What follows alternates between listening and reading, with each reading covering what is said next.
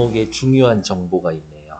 이생이가 장, 담을 넘었다 전, 소설. 이생이가 담을 넘었다 소설. 한문 소설이고요. 전기 소설이라는 말은 비현실적인 거고. 왜 비현실적이야? 산 사람과 죽은 사람이 사랑하니까. 명혼 소설, 혼이 나타납니다. 됐을까?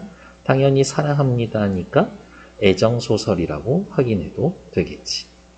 성격은 전기적이고요. 비극적. 결국에 끝에 가서 둘이 죽거든. 주제는요. 죽음을 초월한 남녀 간의 애절한 사랑. 금오신화에 실려있는 5작품 중 하나로 삶과 죽음을 초월한 사랑의 성취를 그린 소설이다. 그래서 더 애틋하지. 인간 욕망의 성취, 인간 욕망 여기에서 뭐? 사랑이에요. 사랑의 성취라는 현실적인 소망을 잘 반영하고 있고 생육신의 한 사람인 작가의 진보적 애정관이 잘 나타나 있다. 왜냐? 얘네 둘이 고려 사람이기는 하지만 자유연애하거든요. 부모님 허락받은 게 아니라 지들끼리 눈 맞아서. 밑에 볼게요. 작품의 짜임. 이게 중요합니다. 개성에 있는 이생은 우연히 담 너머로 아름다운 최씨를 보게 됩니다. 어머, 이생이 우연히 담 넘어서 이게 이생규장, 소설의 제목과 연결이 되는 부분이네. 두 사람은 시를 주고 사랑에 빠지지만 옆에다가 쓸까요? 첫 번째 만남. 이를 눈치챈 이생의 부모가 헤어지게 만듭니다. 첫 번째 이별. 최 씨는 상사병에 걸리게 되고 최 씨 부모는 이생의 부모를 설득해서 두 사람을 혼인시킵니다. 두 번째 만남. 홍건적의 난이 일어나 이생만 목숨을 부지하고 최 씨는 홍건적에게 죽임을 당합니다. 두 번째 이별. 슬픔에 잠겨 있었던 이생에게 최 씨의 환신이 나타나 수년 동안 행복하게 삽니다. 세 번째 만남.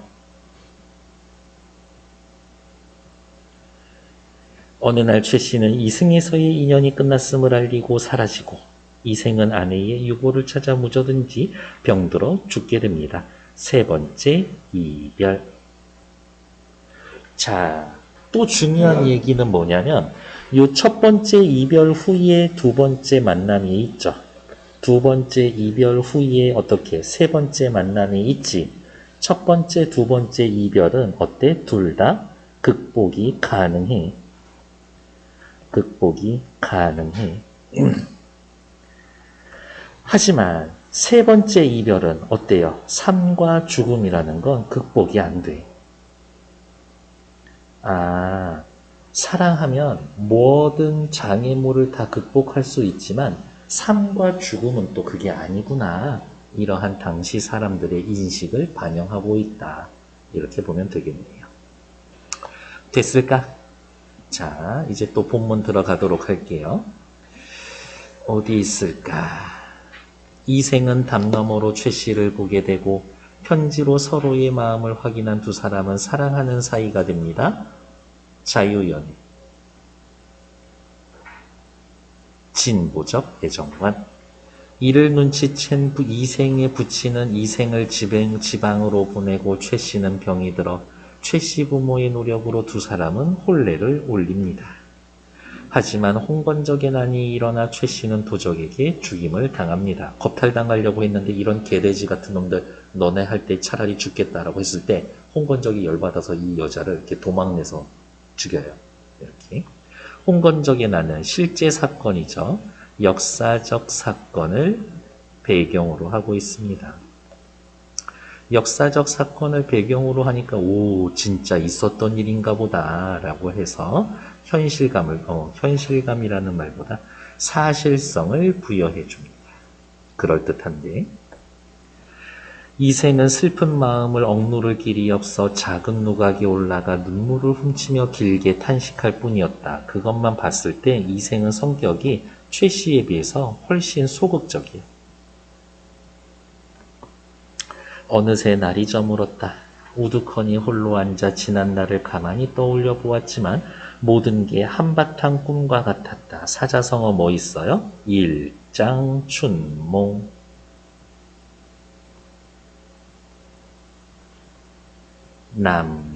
남가지몽. 노생지몽. 남가일몽. 여옹침. 같은 단어들 엄청 많네. 인생 짧군요. 한바탕 꿈 같군요. 요 정도입니다. 이경쯤 되어 달빛이 희미한 빛을 토하며 들보를 비추었다. 환상적 분위기.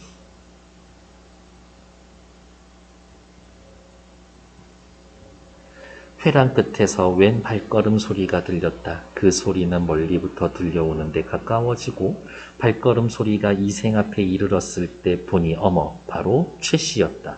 이게 전기적 요소지. 비현실적인 것. 몸이 조각나서 죽은 여자가 살아서 걸어 들어오고 있어. 사실은 산 사람 아니지만. 이생은 그녀가 이미 죽은 걸로 알고 있었지만 너무나 사랑하는 나머지 한치의 의심도 없이 물었다. 당신은 어디로 피해 목숨을 부지하였소? 최 씨는 이생의 손을 잡고 한바탕 통곡하더니 그간의 사정을 이야기했습니다. 라면서 쭉 이야기를 하고 있는데 요 A 부분은 자신의 사연을 요약적으로 제시해주고 있는 부분입니다. 자신의 사연을 요약적으로 제시해주는 것. 그리고 우리 다시 만나면 안 돼? 라고 해서 제안하는 부분이기도 합니다. 어차피 A 묶여 있으니까 뒤에 문제 있겠죠. 저는 원래 양가의 딸로서 어려서부터 어버이의 가르침을 받아 수놓기와 바느질에 힘쓰고 시와 서, 인, 의의 방도를 배울 뿐이었습니다.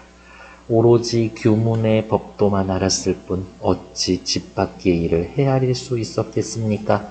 저는 여성으로서 여성의 삶만 알지 다른 건 아무것도 몰라요. 세상이 어떻게 돌아가는지 모릅니다. 그런데 당신께서 붉은 살구꽃이 핀 담장하늘 한번 엿보신 후에 제목하고 연관이 있죠? 제가 스스로 푸른 바다에 구슬을 바쳤습니다. 뭐 남자한테 돈 줬단 얘기야? 아니야. 사랑을 맹세했습니다. 꽃 앞에서 한번 웃고 평생의 은혜를 맺었고 휘장 안에서 다시 만날 때 우리의 은정은 100년을 넘칠 것 같았습니다. 우리 둘의 사랑은 참 아름답고 즐거웠었죠. 말이 여기에 이르고 보니 슬프고 부끄러워 견딜 수가 없군요. 부끄러운 이유는 뭐예요? 당시 사회 분위기와는 어울리지 않는 만남이었으니까. 자유연애 했었던 거니까. 평생을 함께 하려고 했었는데 뜻밖의 횡액, 뭐예요? 홍건적의 난을 이야기를 하는 거지. 횡액, 홍건적의 난을 이야기하고 구덩이에 뒹굴게 되었다. 죽음, 어찌 생각이나 했겠습니까? 그러나 저는 짐승 같은 놈에게, 홍건적에게 저의 몸을 내맡기지 않고 정조를 지키고 겁탈당하지 않았다고. 스스로 진흙탕에서 육신이 찢어지는 길을 택했습니다. 이 여인은 뭐가 더 중요해? 생명보다 정조가 더 중요해. 그건 천성이 그리한 것이지 인정으로야 차마 견딜 수 있는 일이 아니었습니다. 타고 나서 내가 그렇게 저항하다가 몸이 찢어져서 죽었지 생각하고서 한 거 아니야. 외진 산골짜기에서 당신과 헤어진 후로 짝을 잃고 홀로 날아가는 새의 신세가 된 것이 너무 한스러웠습니다. 누구를 의미합니까? 이별한 최씨 여인의 처지를 짝을 잃고 홀로 날아가는 새라고 비유했죠. 집도 없어지고 부모님도 돌아가셨으니 고닥한 혼백조차 의지할 곳이 없었지만 어머, 정보를 주고 있죠. 절의는 귀중하고 목숨은 가벼우니 절의와 목숨 사이에 하나 선택해 라고 하면 이 여자는 절의를 선택한 것이 쇠잔한 몸뚱이 일망정 치욕을 면한 것만으로도 다행이라고 생각했죠.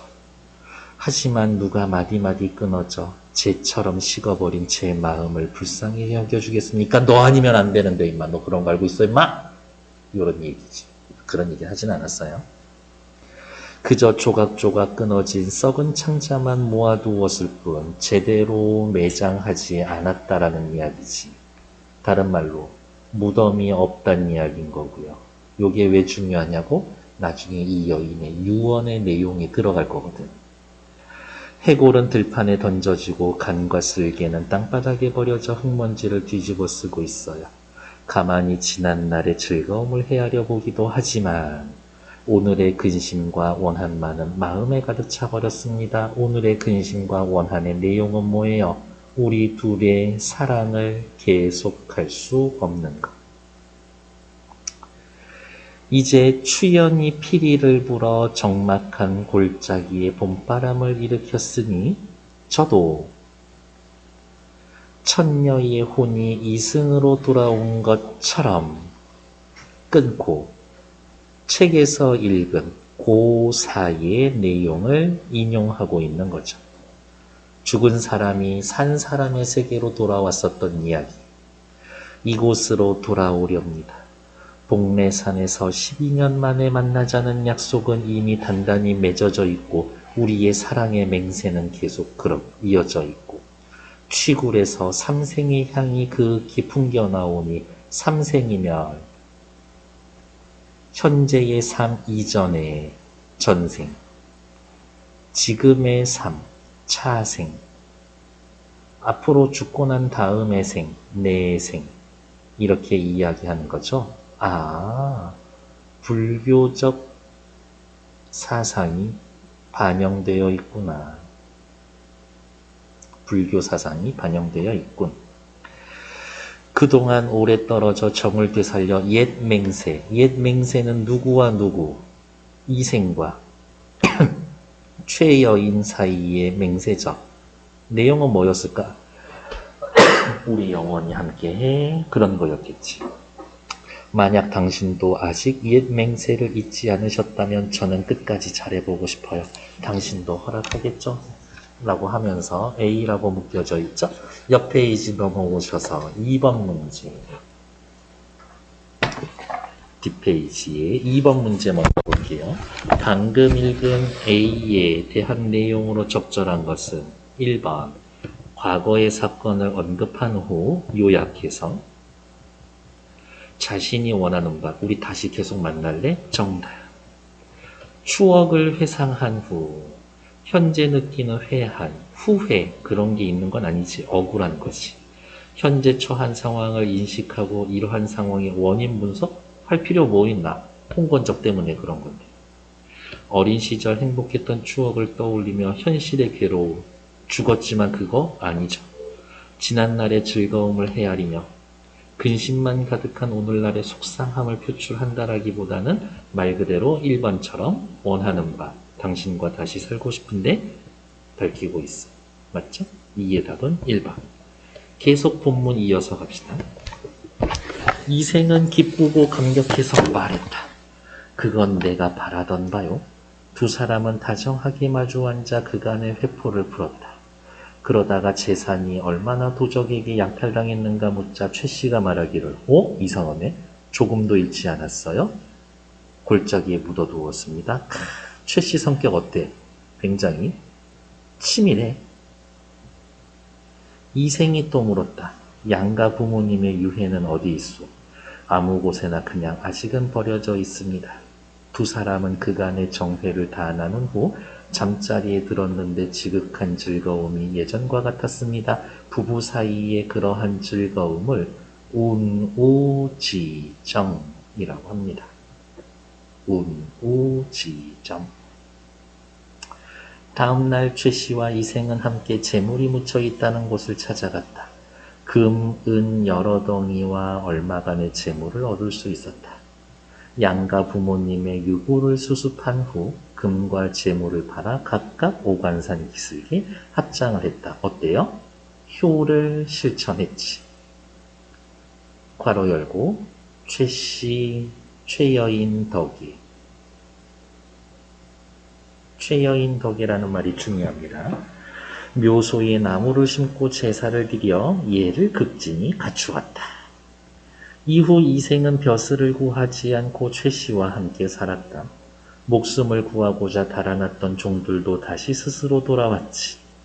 최이생은 이때부터 인간 사이에 게을러져서 친척이나 손님들의 기륭 사이에 할애하고 조문이 있어도 문을 걸고 밖으로 나가지 않았습니다. 두문불출. 문 밖으로 나가지 않습니다. 사실 두문불출은 우리나라에서 만들어진 사자성어예요. 그는 항상 최씨와 더불어 시를 지어 주고받으며 금실 좋게 행복한 시간을 보냈습니다. 그렇게 몇 해가 흘렀는데 항상 사건은 언제 터져? 어느 날 터져. 어느 날 최씨가 이생에게 말했습니다. 3번이나 좋은 시절을 만났지만 그렇지 처음에 했잖아요. 3번 만나잖아. 그거 얘기한 거죠. 세상 일은 뜻대로 되지 않고 어그러지기만 합니다. 뭐야? 갑자기 슬픈 이별이 닥쳐옵니다. 이제 우리 헤어져야 합니다.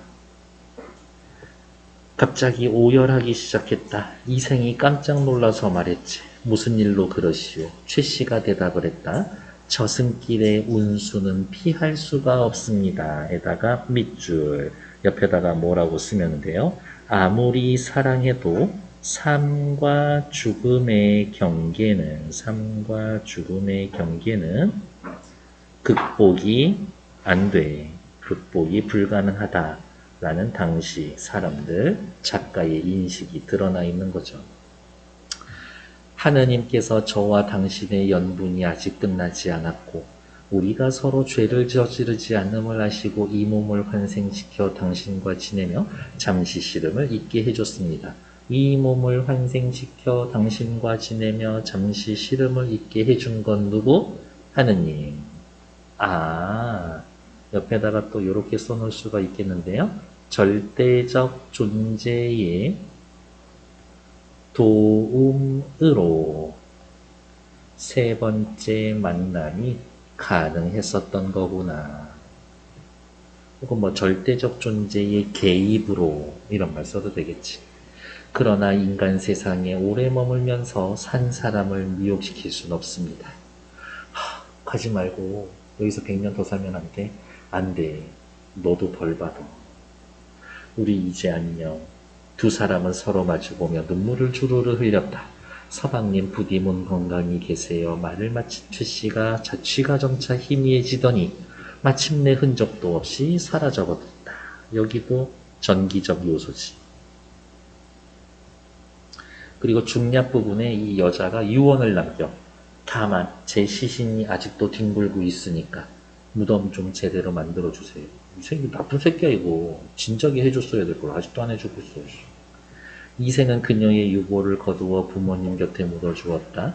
장사를 지낸 뒤 이생도 최씨와의 추억을 생각하다 병을 얻어 몇 달 만에 세상을 떠나고 말았다. 어머, 비극적 결말.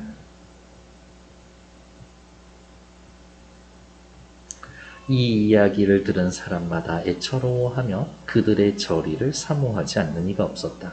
그들의 절의.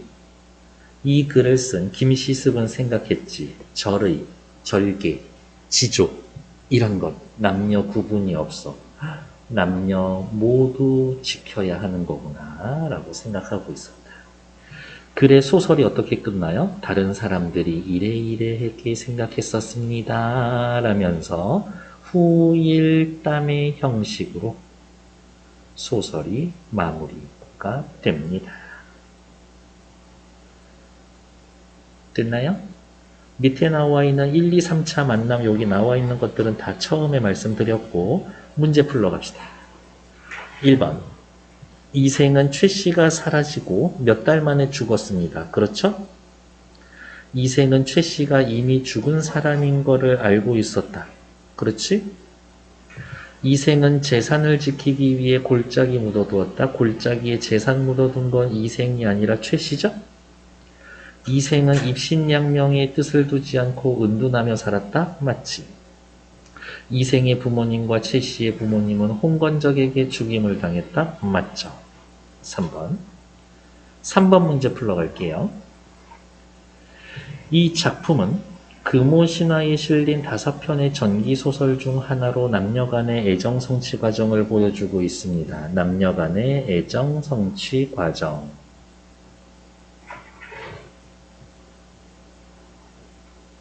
홍건적의 난을 기점으로 현실 세계의 이야기와 비현실적 세계의 이야기를 나누고 있고, 금오신화의 전반적인 특징인 현실적 갈등을 초월적 세계와의 연결을 통해 극복한다라는 설정을 통해 사건이 전개됩니다. 유교적 가치관을 중시하면서 효를 행하잖아요. 여자는 절개를 지키고 있고, 자유연애나 여성의 능동적이고 적극적인 행동으로 사랑이 이루어진다는 근대적인 가치관도 담고 있습니다. 1번. 담장 안을 엿보신 후 제가 스스로 푸른 바다에 구슬을 바쳤습니다. 당신에게 사랑을 맹세했었죠. 자유연애, 근대적 가치관, 맞지? 짐승 같은 놈에게 육신이 찢기는 거를 택했다라는 말에서 현실 세계의 이야기가 비현실 세계의 이야기로 전환이 된다? 아니지. 현실 세계의 이야기가 비현실 세계의 이야기로 전환되는 거는 언제?